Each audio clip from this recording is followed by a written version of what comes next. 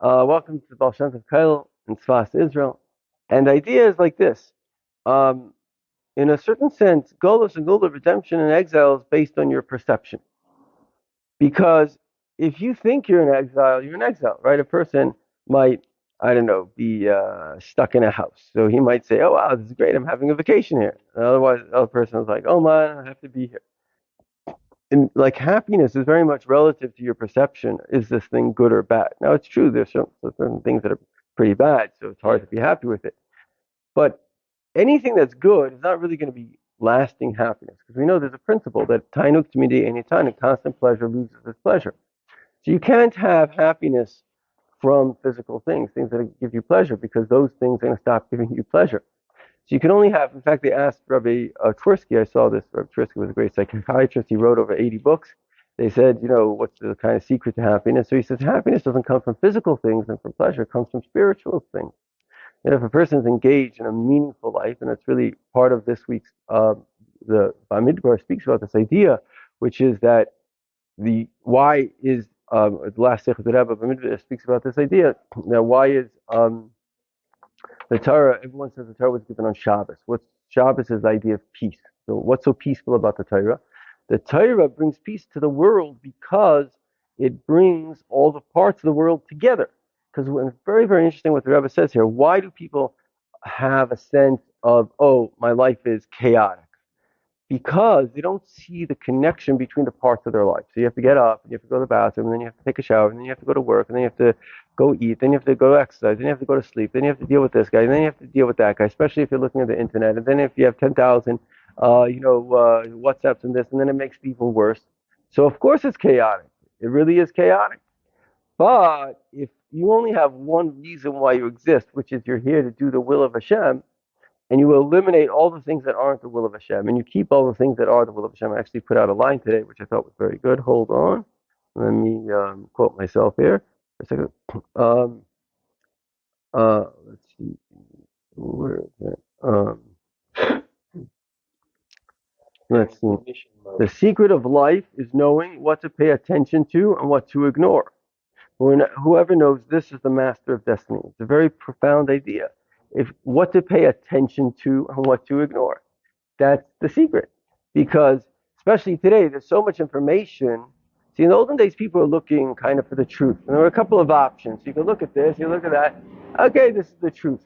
But today, actually, the Frierdiker Rebbe says this. I heard this from Label Wolf, that basically, he says in the olden days, it was like a train going between two cities. So you're either going north or you're going south. But now it's like a train coming into Mashiach. It's like a train going into the city. So there are 1,000 different options. Before, you're a little more religious, a little less religious. Let's say there's this philosophy, a couple of things, a couple of options to choose from. Today, there's unlimited insanities available to you. And so a person really has to know what to ignore and what to choose. The most important question in life now, which basically it boils down to the wisdom of the Torah and the wisdom of the Rebbe. That's the truth. Everything else, and just look at the facts. Look at the society. All these big chachamim. But what are the society they're creating? A society that people are committing suicide, people are on drugs, people are unhappy, they're not having enough children to replace themselves. It's a society that's going to self-destruct itself within 100 years. It's not even going to exist. We're talking countries, civilizations that will exist for thousands of years are going to disappear. And so it shows us the tremendous. Based on this book, How Civilizations Die, including Islam. Basically, the only just by the way, you may not know that, but so the only actual people that are having enough children to replace themselves are evangelical Christians and Orthodox Jews. So based on numbers, within 200-300 years, just like if all things continue, those are the only people that are still going to be around. So, obviously Mashiach is going to come, everything's going to come right, but it just shows that knowing what's the right way to follow and the wrong way is everything. And so, the main point that I want to share today is like this. Hashem made the world in such a way that the path of truth and the path of the opposite of truth are actually very, very similar. It has one major difference, that the path of truth is a path of humility, and in humility, every single thing is special. So in humility, you're special. I have something that's special. The tree's special. Obviously, Hashem is special. The world is special. Everything is special. But at the path of the opposite of humility is that it's the path of ego. So suddenly everything is a competition with everything else. So it's not a question of if I'm special. It's who's the most special. Right? That's like the queen in Snow White. So she said, "Mirror, mirror on the wall, who's the fairest one of all?" So to her, if beauty is important, then all beauty is special. Everyone is beautiful. It's beautiful. It's wonderful. The world is filled with beauty. But if what is important to you is being the most beautiful, then everybody else is a competition to you. Now the irony is that the path of light and the path of darkness are inverted mirrors of each other. Why? Because the path of light is humility. And so in humility, you're able to have space for everyone and everything else. In fact, everything you're looking for more. But ironically, arrogance, where I think I'm the best, is often not a result of confidence. Arrogance is actually a result of lack of confidence. It's a result of somebody shamed me, and now I have this hole inside of me. Now, if a person doesn't believe the shame, I said this before, but anti-Semitism really only has one goal, which is to shame the Jewish people. But it never worked because the Jewish people said, that guy's just a stupid person. Well, I don't care. So if you look at the person and you don't accept that he has a validity in what he's saying, it's not going to make a difference. It's only going to make a difference if you think that the person has validity in what he's saying. So for number one, you have to overcome shame. You have to realize anybody that shamed you was really stupid or being stupid at that moment.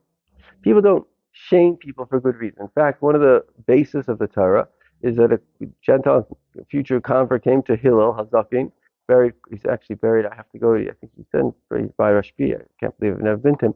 So Hillel Hazakin was buried, and he came to Hillel. He says, "What is the foundation of the Torah?" He says, "That which you don't want somebody else to do, don't do to them.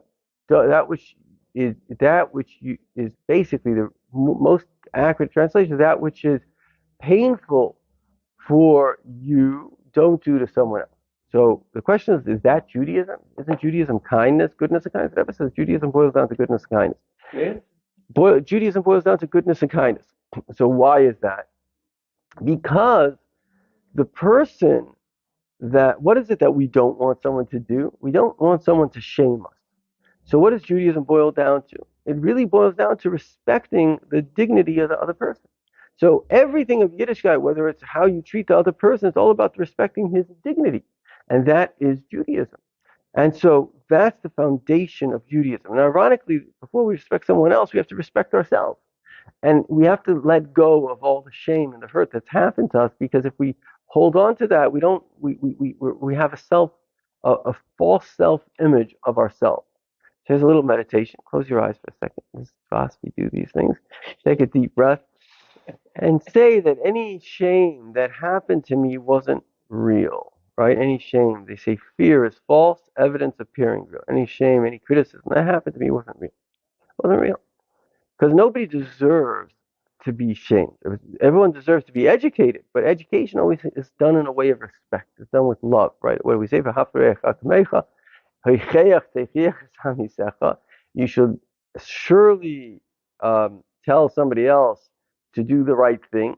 And then it says, Rashi says, that means don't do it in a way that will shame the person. So if we're doing something in a way that's shaming them, we're not really looking to help them. And in fact, we're looking to shame them. That's why we're doing it that way. But if we're doing it in a way that's really going to help someone, then we're going to say something in a nice way, in a respectful way. And according to Allah, it's actually today's Rambam, or tomorrow's Rambam, which I did today. But the idea is that you're not allowed to, right? If you see someone's eating pork, right? Big sin. But you are going to tell them not to eat pork, and they're going to keep on eating pork. You're not allowed to tell them because you're not helping them.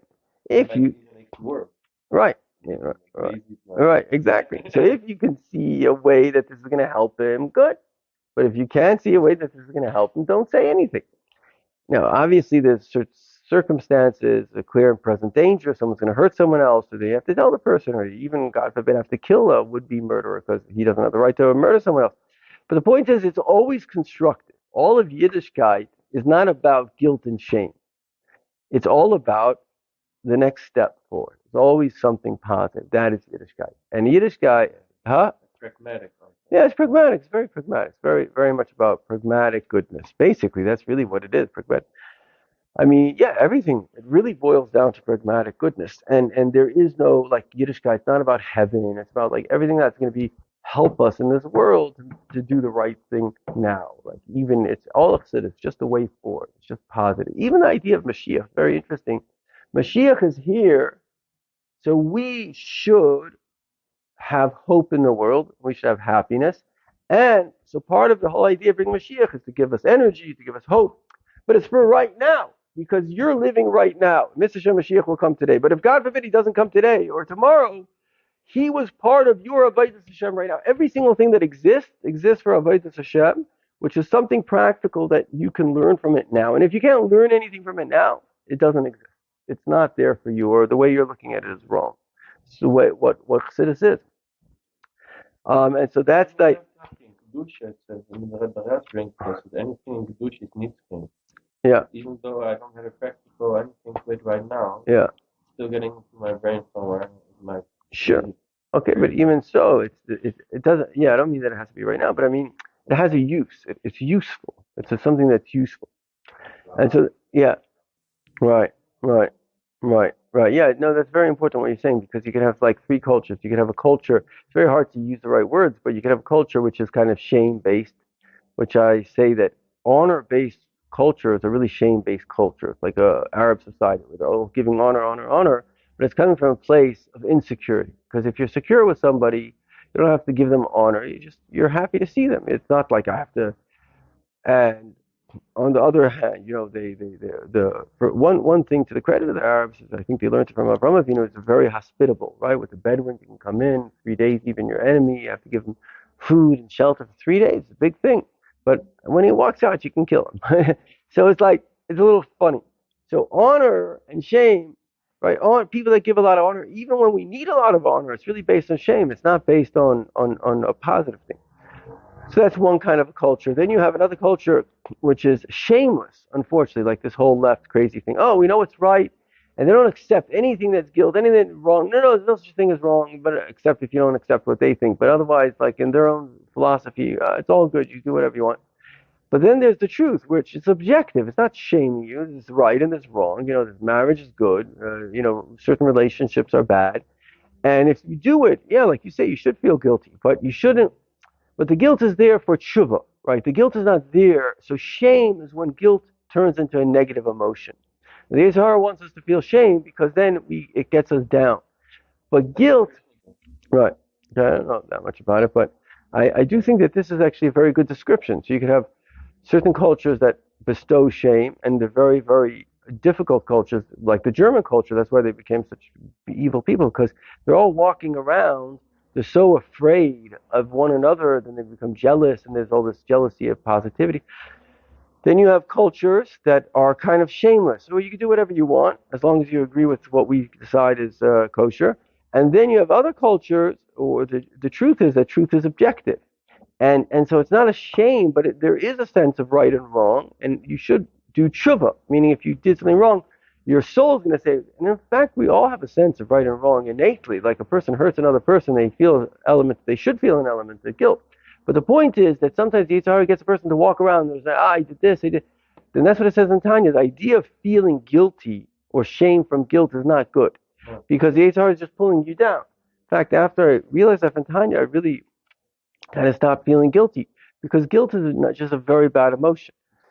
Okay, so just to sum it up, the summary is that the side of light is the side of confidence, real confidence. I heard this from Rabbi Yossi Jacobson today. It's very beautiful.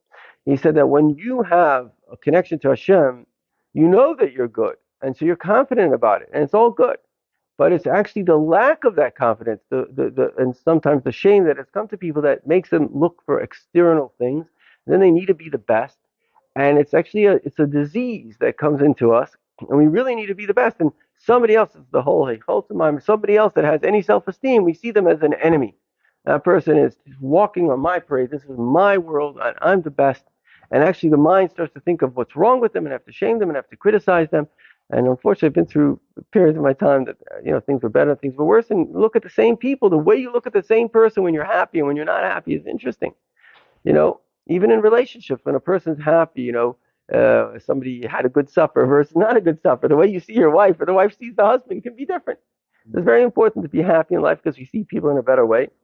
And the way of kind of just the simple way to see what is the wrong path is the critical path. Obama came to town, and he was the shamer in chief. Shame, shame, shame, shame, shame. Why? Because his whole environment where he came from was an environment of criticism, shame. So comes a jealousy, and that jealousy is just about spreading that shame. Shame is the biggest virus that actually exists. So we have to be on the side of light, which is the side of inner confidence, the knowledge that we're intrinsically good, which is the truth. And yes, we have challenges. We always have to grow, but just because we have to grow doesn't mean we're ashamed, because that's part of the life. And the shame part, or the part of us that isn't good, is not the real part of us. The real part of us is the good part. The chayim lebracha.